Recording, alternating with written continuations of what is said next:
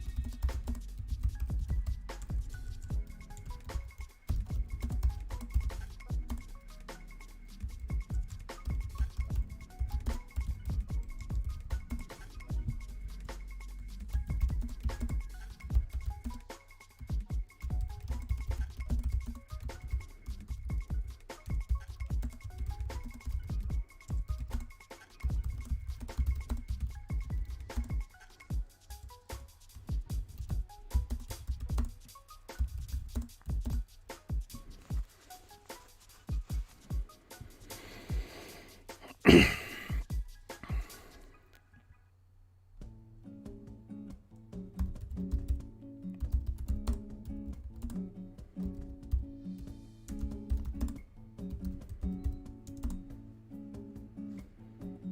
god, 2 minutes.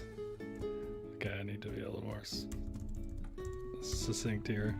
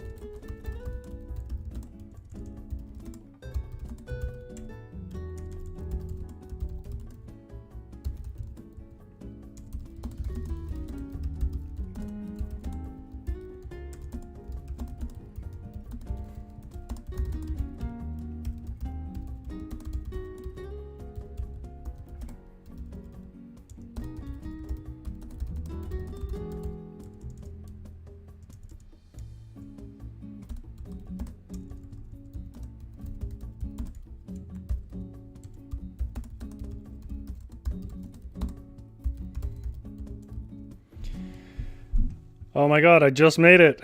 Hey. Hey, wow. That was tight. I did reach an ending. So how did people feel about, well, that in general, but I'm going to read you the story in a second here. How'd you feel about it? I thought it was really impressive the way that Charlie Chaplin can move in this. Because it's that imbalance of, like, he's in control, but he's still basically dancing.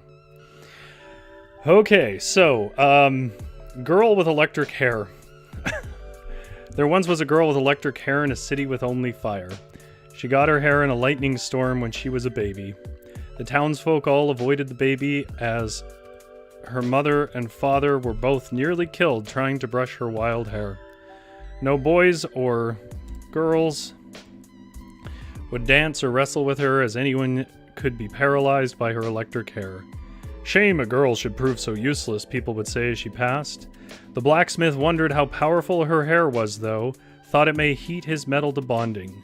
The girl had no other friends, so she helped, and indeed it made strong welds. The villa celebrated for the girl now that she was the most useful person in town. They asked how they could thank her and make amends. She asked for a pool party and electrocuted them all, except her parents, saying, "I'm a person, not a machine." The end.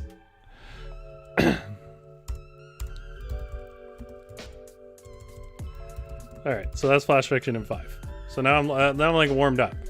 Now we can talk about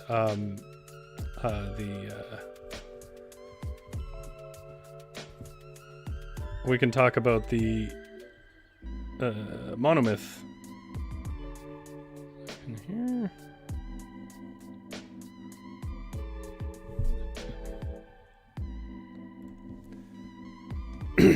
Okay. Oh, Holly's House says, "Give me a minute, grabbing Dindins." Okay, so there's our story in 5 minutes. But now we need to look at the hero's journey, which means that it is time for our actual lit game. Whoop, there we go. There we are. Means it's time for lit games. So, how does lit game work? Well, lit games is, of course, literature games. It's where we do something fun with writing. And what we're going to do here, of course, is look at the hero's journey. And then we're going to pick something GS says, haha, that's amazing, Rory, so fast and a great clincher at the end. Yeah, I didn't really know where I was going with that. I got arc welding in my head, so that happened.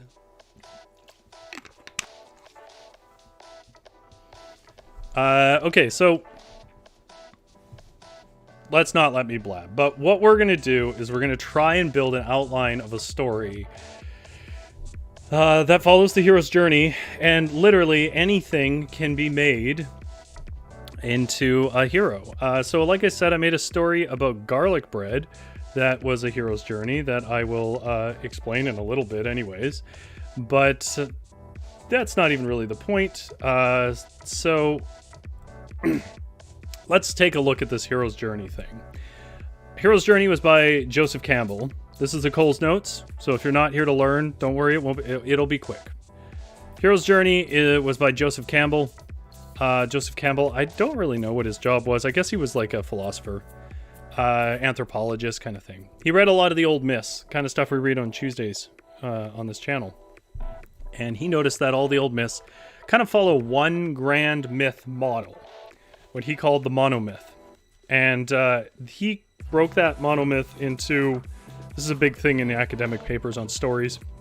They love really complex diagrams that are barely helpful. I don't have the diagram here because I don't think it was that helpful, to be honest. But I have the list of the features he mentions. He says the story starts with the status quo, which is sort of the plain life they're in. Then there's a call to adventure, which is usually some sort of mysterious message, dream, a challenge is called against them, something like that, a revelation about themselves. They then seek assistance because they will need assistance. So this is sort of the Obi-Wan moment if you're a Star Wars person. So like the call to adventure is the sort of trying to get the message and then discovering that Obi-Wan knew his father and then, things like that. But they need assistance. It could be somebody giving them armor, a special sword, opening a portal, whatever else. Something they need. Then they depart. And this is a big part of the monomyth. There has to be the world, the status quo world, and then this world beyond. And sometimes it's like the world of the gods. Sometimes it's the underworld. Sometimes it's another realm. And sometimes it's just basically outside of their city, like, in Star Wars.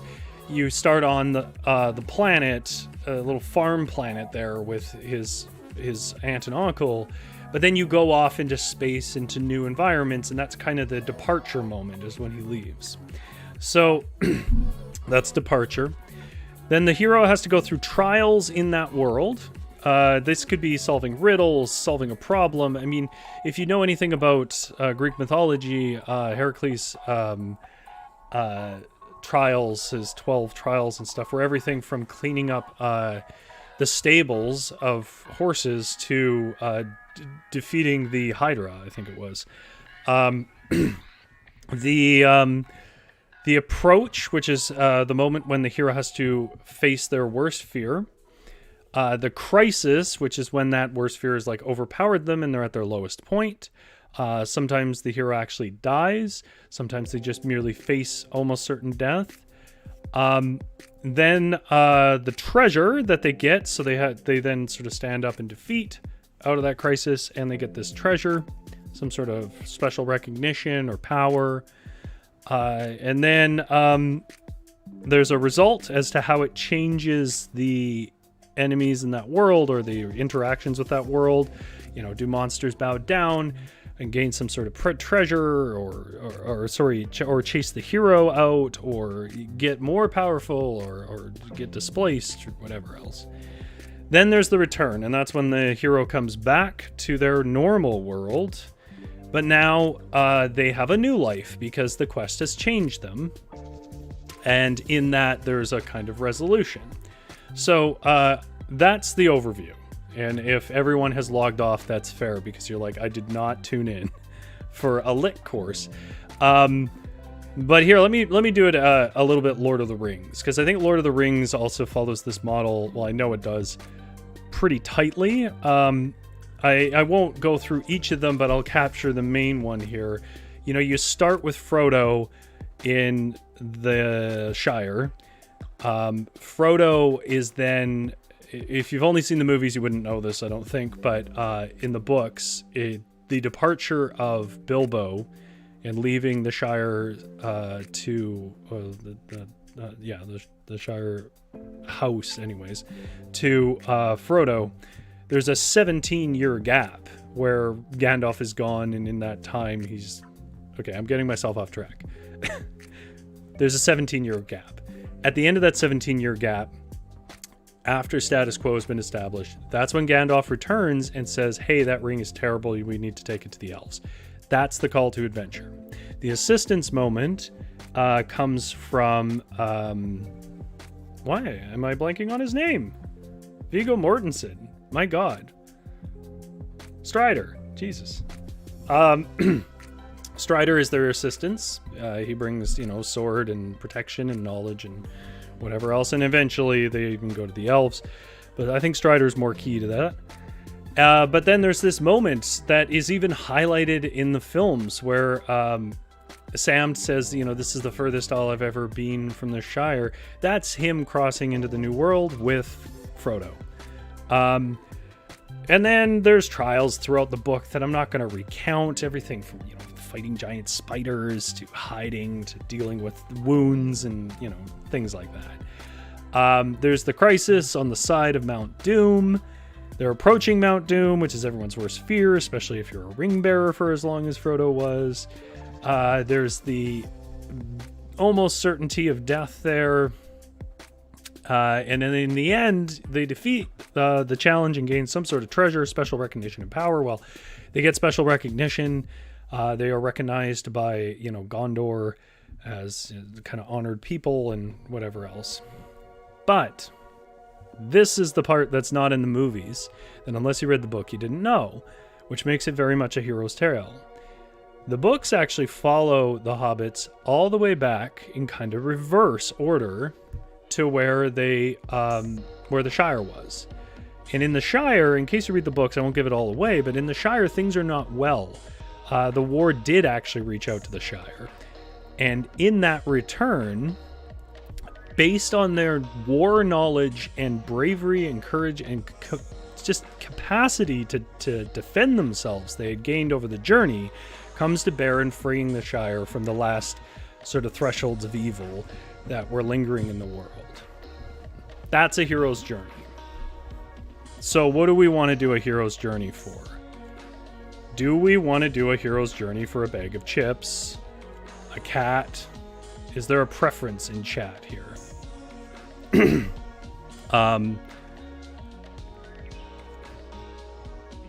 If there isn't, I'll just sort of work without you. I mean, after all, you guys are here to watch me, but for example, my garlic bread story is about a piece of garlic bread from past a town that's stuck in their family's salon buttering dehydrating old bread, like as a way to fend off age. And one day a ghost of a garlic clove appears to him and warns that the garlic fields are under siege by the rot. Soon his town will be tasteless and their way of life will cease to exist. No one else believes this to be a problem, so garlic bread is on his own and freeing the garlic fields. Like, every Pixar movie almost every anyways, has this kind of model behind it. I'm gonna get a drink of water.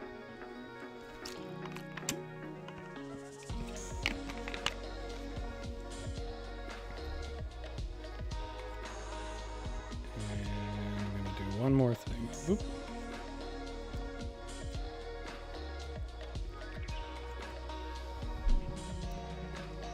And then I am going to go to right about here. Is that it?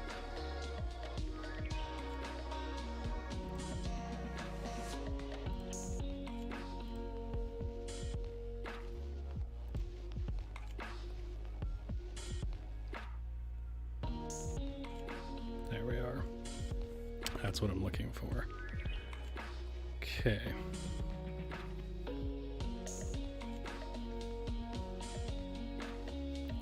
GS says capturing a special drone with special powers. I'm not sure what you mean by that. Can you elaborate? Pull. You know what? I may have overstepped my knowledge here. Where did it go? I don't know where it went. I was gonna put a poll up. I will give you the options then. The options are Smudge the cat, the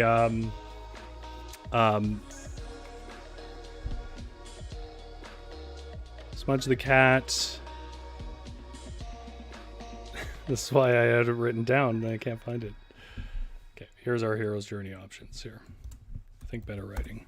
Smudge the cat, which is the cat we've seen on stream before, what their hero's journey is. Potato chips. Like a bag of them. And there's already a movie about that. I'll explain that in a moment.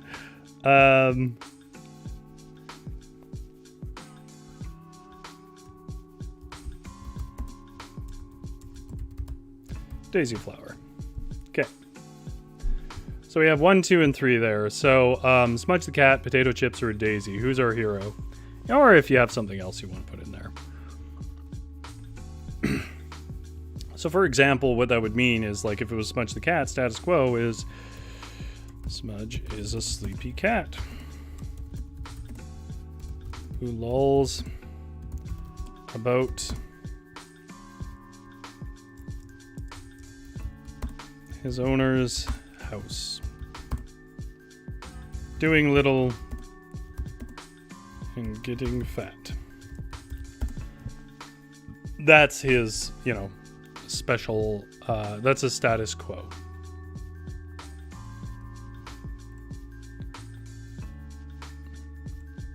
Call to adventure. This is the best part. This is where the music builds. This is where they find something mysterious. This is, Harry, you're a wizard. It's that kind of moment.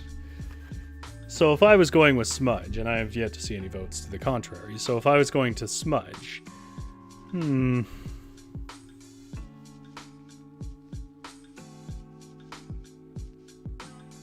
what is a call to adventure for a cat?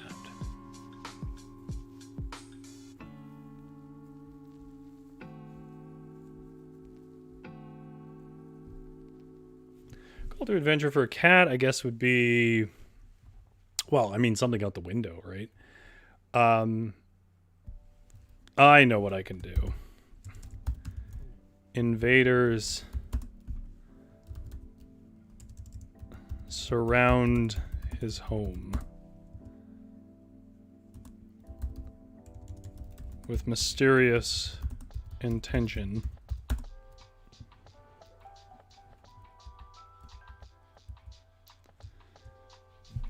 Giant invaders. Laser pointer. GS says laser pointer. So a call to adventure, yeah, is the moment, is like the trigger moment for the adventure. It's hey, look at it, we're gonna go somewhere.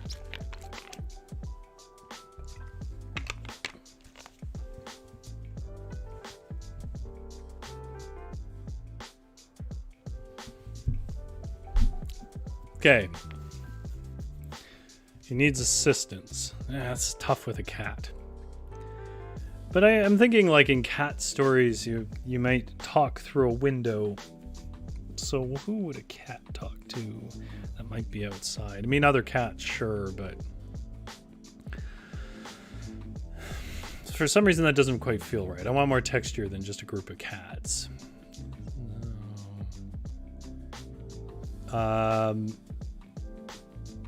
Well, I kind of like the mismatch of a bird. Like, it needs the sight lines of a bird. You can't figure out what these things are.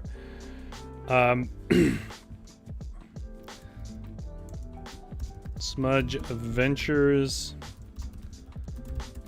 to the attic and befriends a bird. Oh, a squirrel's good as well. Befriends a bird. Let's say it befriends a squirrel. Smudge ventures to the attic and befriends a squirrel who is cautious But Smudge assures that he means only to defend from this threat. Okay, then departure is when they leave this world. So for Smudge, that's going outside. But actually, I didn't finish that. The squirrel needs to offer something to help. So the squirrel, what can a squirrel give? This is like magic capes and swords usually in tales, or like, you know, the specter of some ancient or gem that lets you pass a door. Like, it's things like that. GS says a super drone. Good one. Okay, so Smudge ventures to the attic, befriends a squirrel who's cautious. Smudge has tried to kill him. Smudge assures that he means only to defend their home from this threat. I guess access to the outside is what a cat can't get, right? So, like, the squirrel can help with that. However, yeah, squirrels can get up high and jump, says GS. Yeah, so they could we could just say the squirrel can get up to door locks and unlock them. However, Smudge cannot get past the boundaries of the house. The squirrel, who is also distressed by the invaders, agrees to help unlock a door.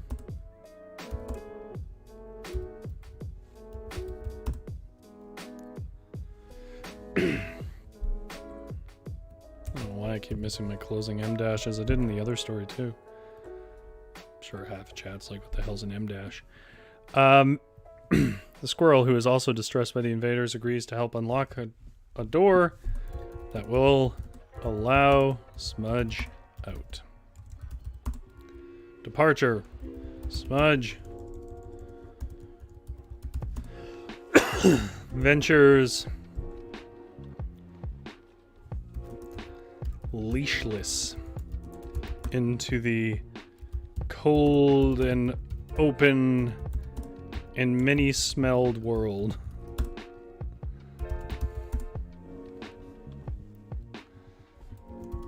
There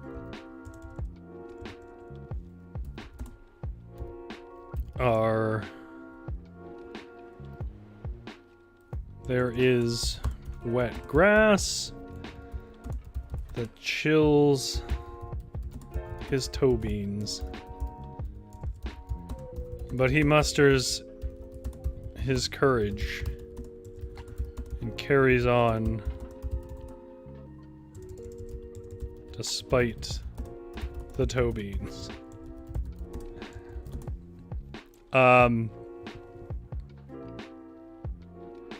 Okay. Yeah, I guess that's just him out in there.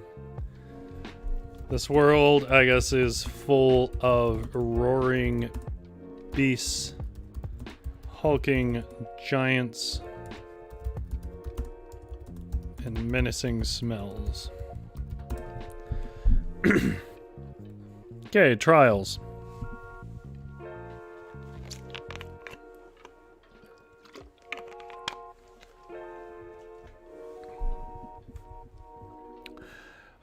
Solves riddles or fights or whatever. Well, okay. In traditional hero's journey stories, there's more of like an overpowering narrative, right? Force, I should say, not a narrative, like a character, like a god that you have to do some things for, or be tested. So it's got to be less direct than that in Trials. I mean, it's not always that way anyways in stories. So what kind of trials would a kitty have to go through to reach their goal? The goal being chasing off these giants around their house. I guess to go to GS's point, the squirrel can see everything and steal from other yards, so it could be communicating with the squirrel, and the squirrel could identify things that the squirrel believes need to happen. The squirrel identifies and communicates. GS says dogs, crows, cars. Crows, yeah, they go nuts for birds, especially Smudge. It's nuts for birds. The squirrel identifies and communicates. Rain, a hose. Squirrel identifies and communicates to Smudge that the giants seem to really like a big green thing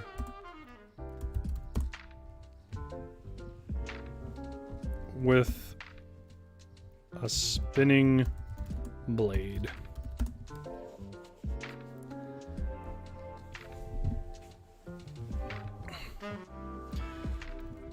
The blade is loud, surrounded by the giants, and the skies are darkened by the menacing crows. You know what? I like ravens more. The menacing ravens.